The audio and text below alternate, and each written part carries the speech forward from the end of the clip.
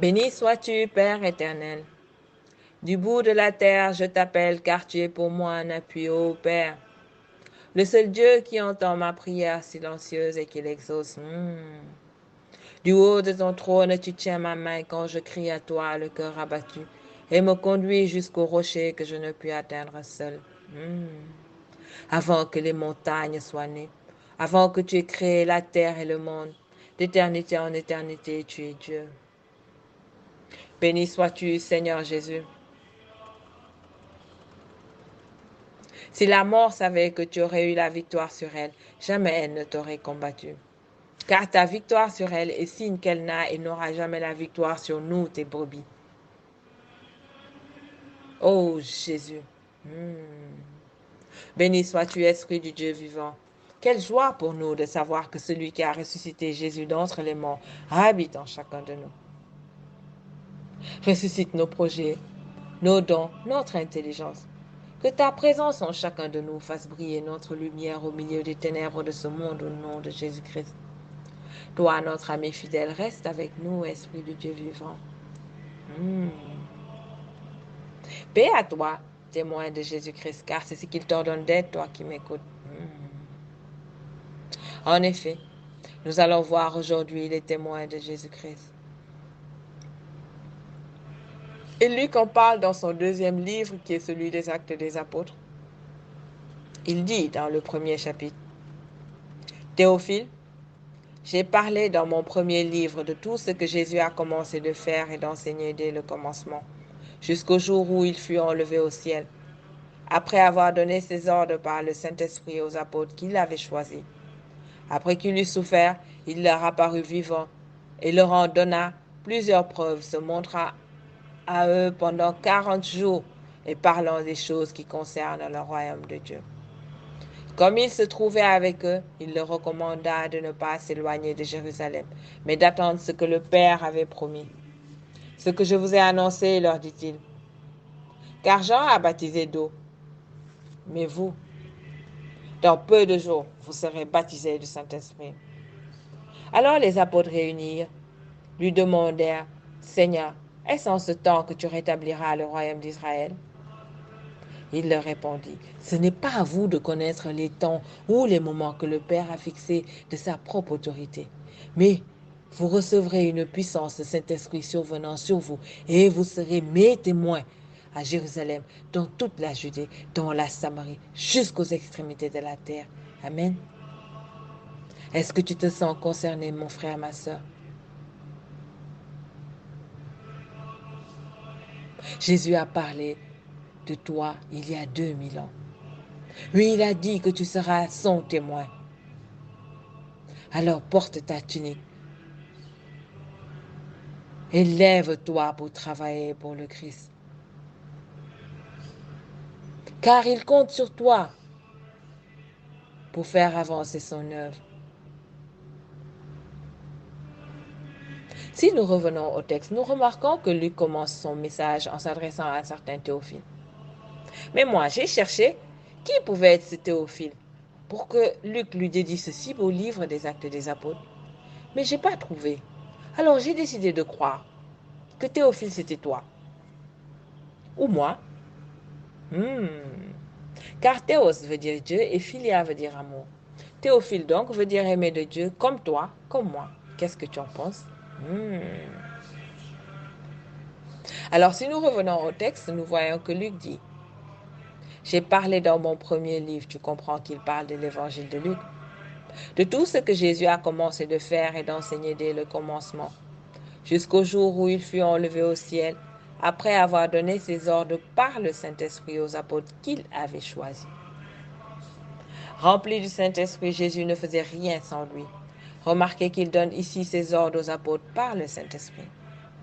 Alors toi et moi, quand nous devons parler, nous devons donner des ordres, nous devons faire des discours, nous devons prendre un temps pour invoquer l'Esprit de Dieu et lui demander de venir parler à notre place.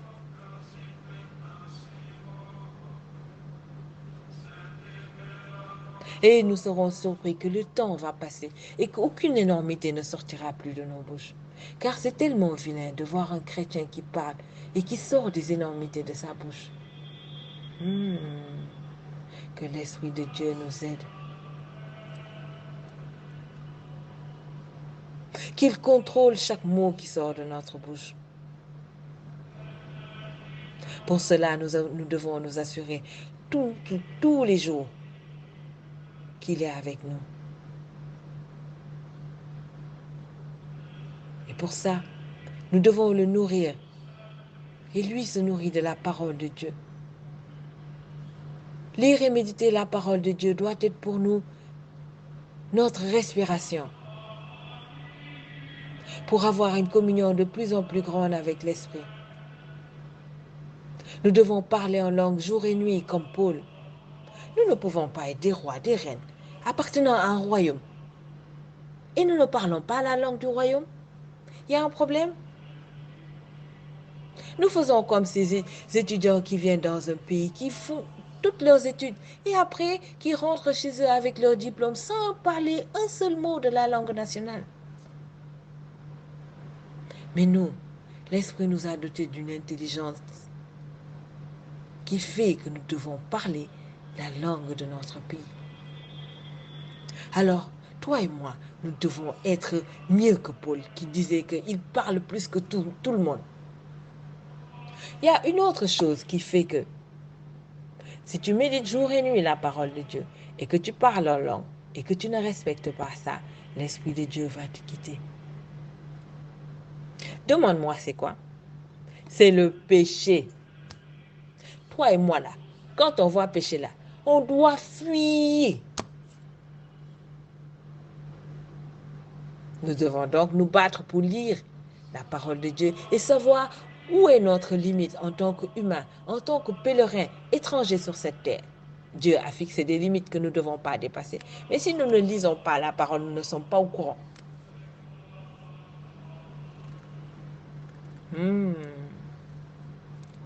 Est-ce que tu comprends que tu dois lire tout le temps la parole de Dieu pour éviter de perdre du temps?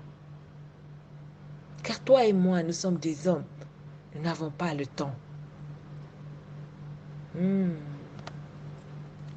Lui continue en disant, après qu'il eut souffert, il leur apparut vivant, en leur donnant plusieurs preuves, se montrant à eux pendant 40 jours et parlant des choses qui concernent le royaume de Dieu.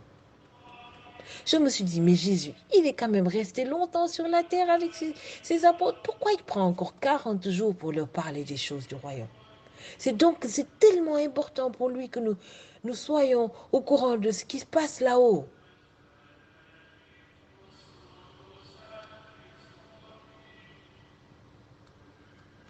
Alors imagine-toi sa joie quand tu arrêtes de courir dans ce monde de fous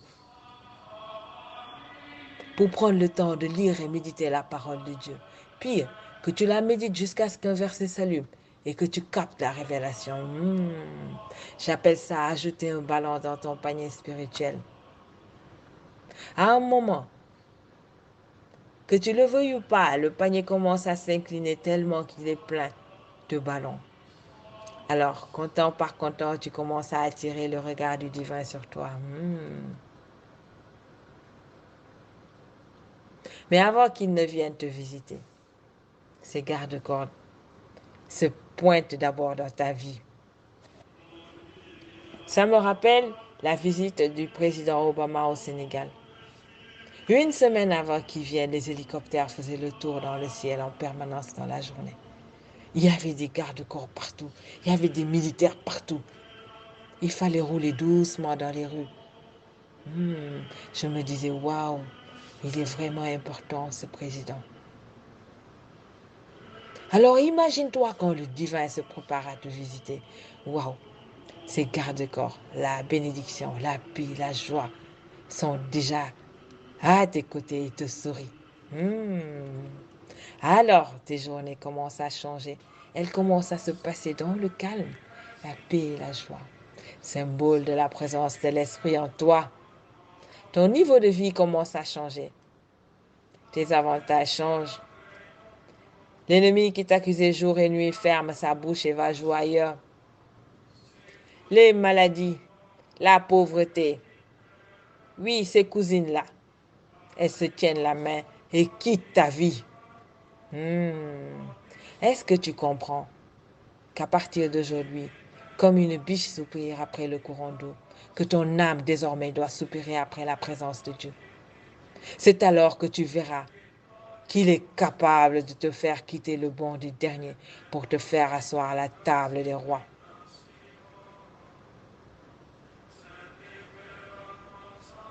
Il est capable de te donner juste une idée qui va faire de toi la tête. Il est capable d'ordonner à la gloire des nations de se lever, de marcher à tes côtés, d'ouvrir un chemin d'élévation dans ton travail quand tous tes patrons font tout pour te garder au même niveau.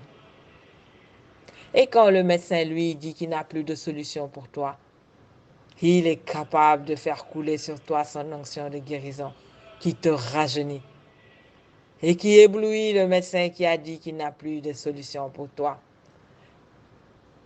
Il change ce qui te fait souffrir en source de joie. Ça, c'est mon papa. Je l'appelle Adonai le Tout-Puissant.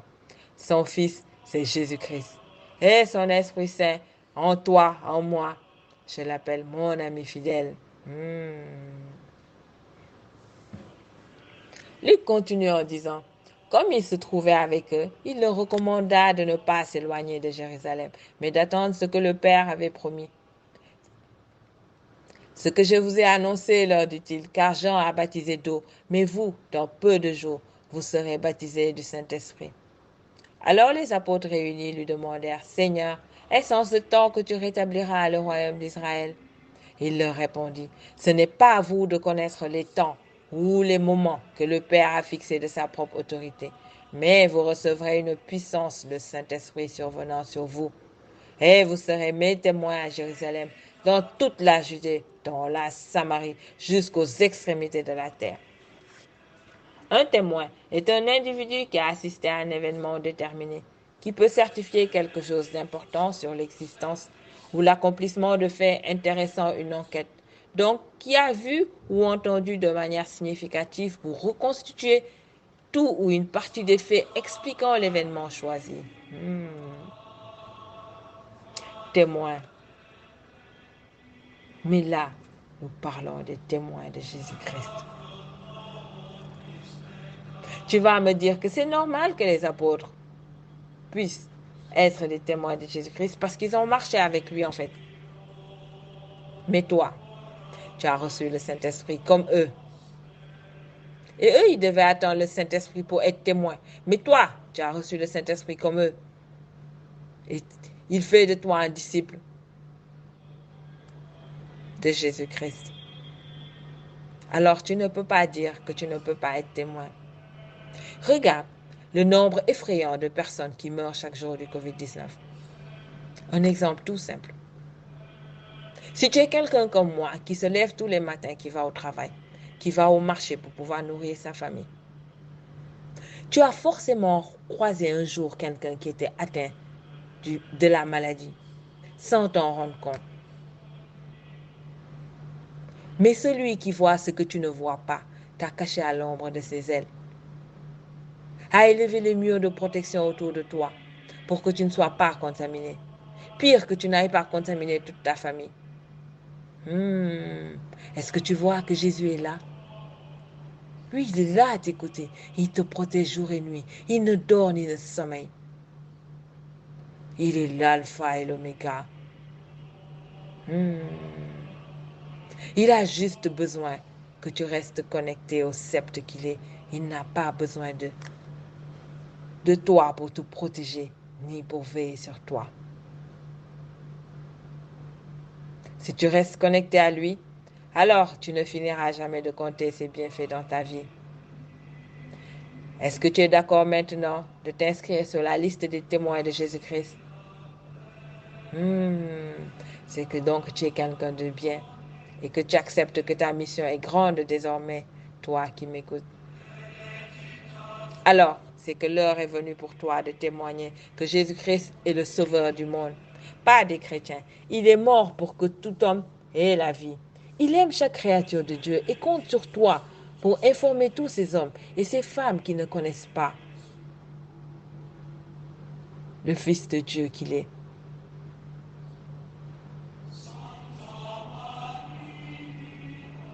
Être un témoin est un privilège. As-tu déjà été choisi pour être témoin de mariage? Car si oui, personne ne prend n'importe qui pour en faire son témoin de mariage. Alors imagine-toi que Jésus-Christ te choisit pour être son témoin. C'est que tu es vraiment quelqu'un de bien. Alors refuse d'être sur la liste de ceux qui ont fait des choses qui ne sont pas bien désormais. Un témoin de Jésus-Christ, c'est un modèle. Il répand la bonne odeur de Christ partout où il passe. Le témoin est quelqu'un de bien qui fait du bien. Il marche dans l'amour malgré le poids de ses blessures.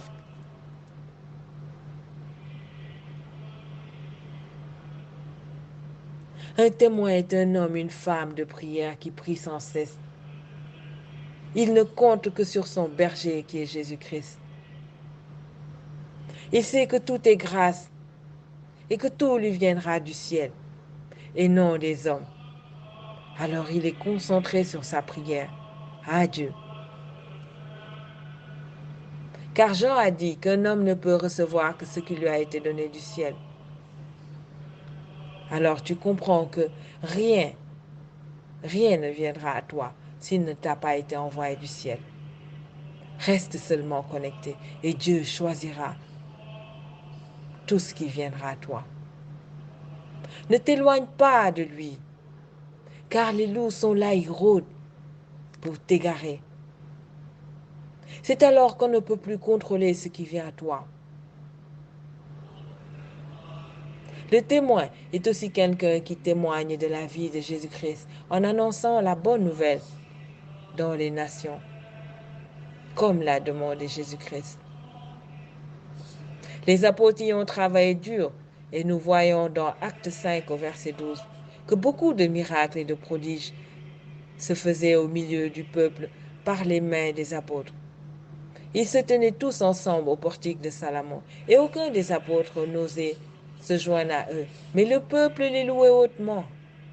Le nombre de ceux qui croyaient au Seigneur, hommes et femmes, s'augmentait de plus en plus. En sorte qu'on apportait les malades dans les rues et qu'on les plaçait sur des lits et des couchettes afin que, lorsque Pierre passerait son ombre, au moins couvrait quelqu'un d'eux. La multitude accourait aussi des villes voisines à Jérusalem, amenant des malades et des gens tourmentés par des esprits impurs. Et tous étaient guéris. Mon ami, il y a du travail. Nous devons passer beaucoup de temps dans la présence de Dieu pour pouvoir aider nos frères et nos sœurs.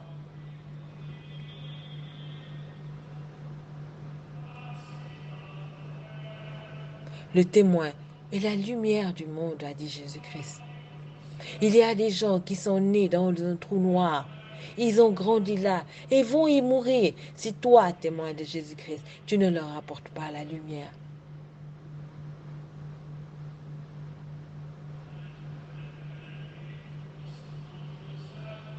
En effet, l'Esprit nous dit dans Isaïe 19, et l'Éternel sera connu des Égyptiens, et les Égyptiens connaîtront l'Éternel en ce jour-là.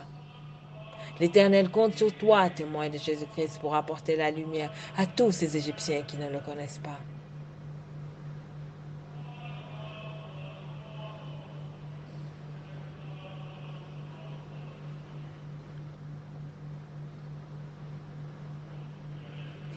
Le témoin est le sel de la terre, il donne de la saveur là où il passe. Le témoin est un choisi de Jésus-Christ, car il est dit dans Jean 15 au verset 16, ce n'est pas vous qui m'avez choisi, mais moi, je vous ai choisi et je vous ai établi afin que vous alliez et que vous portiez du fruit et que votre fruit demeure, afin que ce que vous demanderez au Père en mon nom, il vous le donne. Ça, c'est ma partie préférée dans le fait d'être témoin de Jésus-Christ. Un témoin est un enfant gâté de Dieu. Il a droit à tout ce que son cœur désire.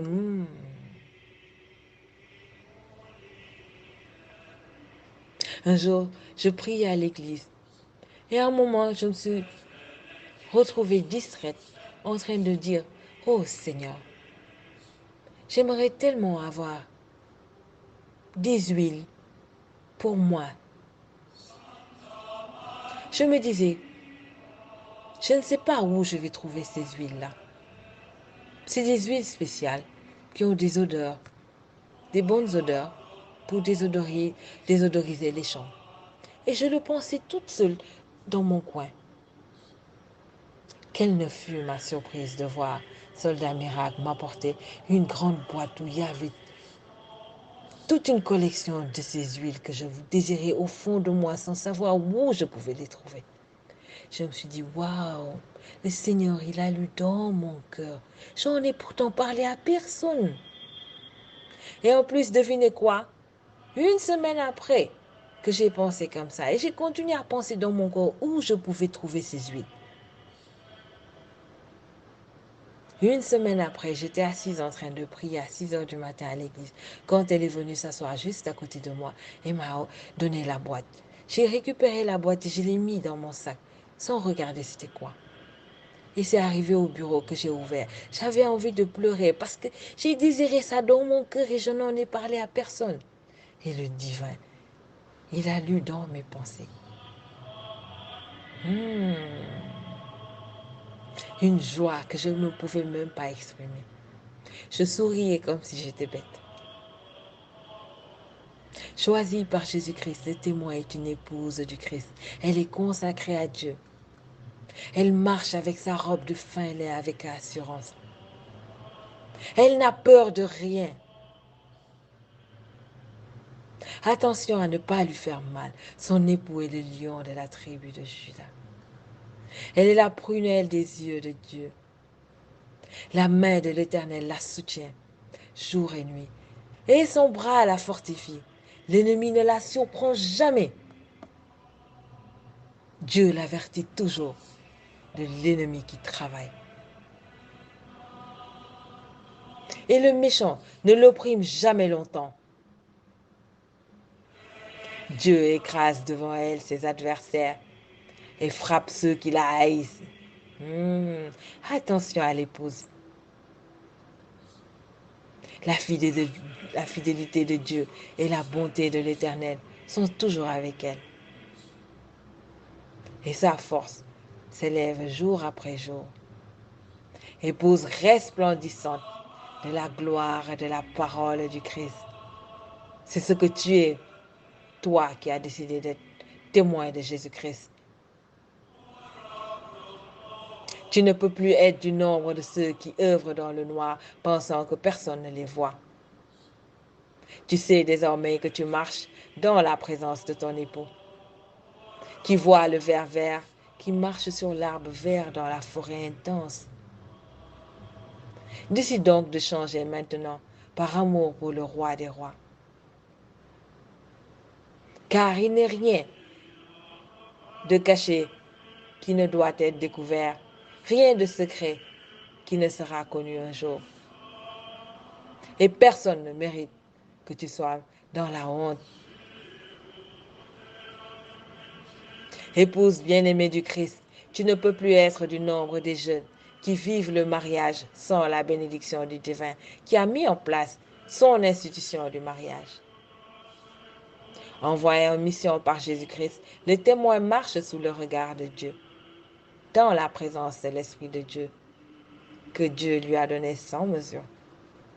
Car Jean-Baptiste dit dans Jean 3, car celui que Dieu a envoyé dit les paroles de Dieu, parce que Dieu ne lui donne pas l'Esprit avec mesure. Je suis si contente que tu aies décidé d'être sur la liste des témoins de Jésus-Christ. Alors, c'est pour ça que je vais tenir ta main.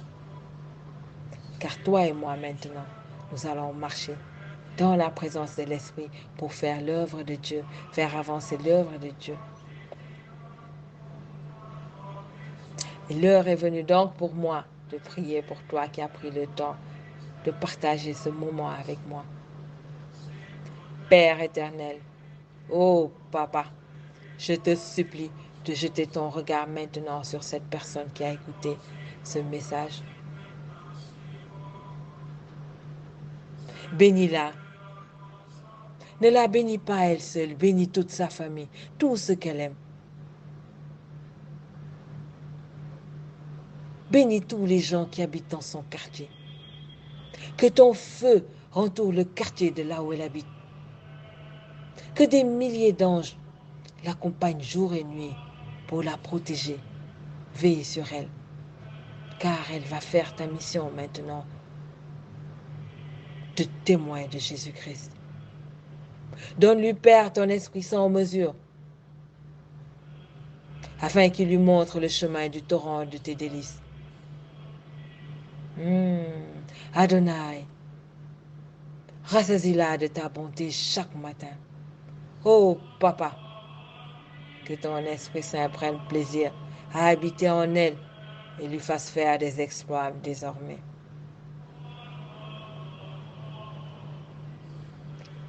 Fasse qu'à travers elle, beaucoup de personnes qui ne connaissaient pas Jésus-Christ découvrent la lumière du monde. Au nom de Jésus-Christ. Moi, c'est Soldat Victoire. Sois témoin de Jésus-Christ comme moi.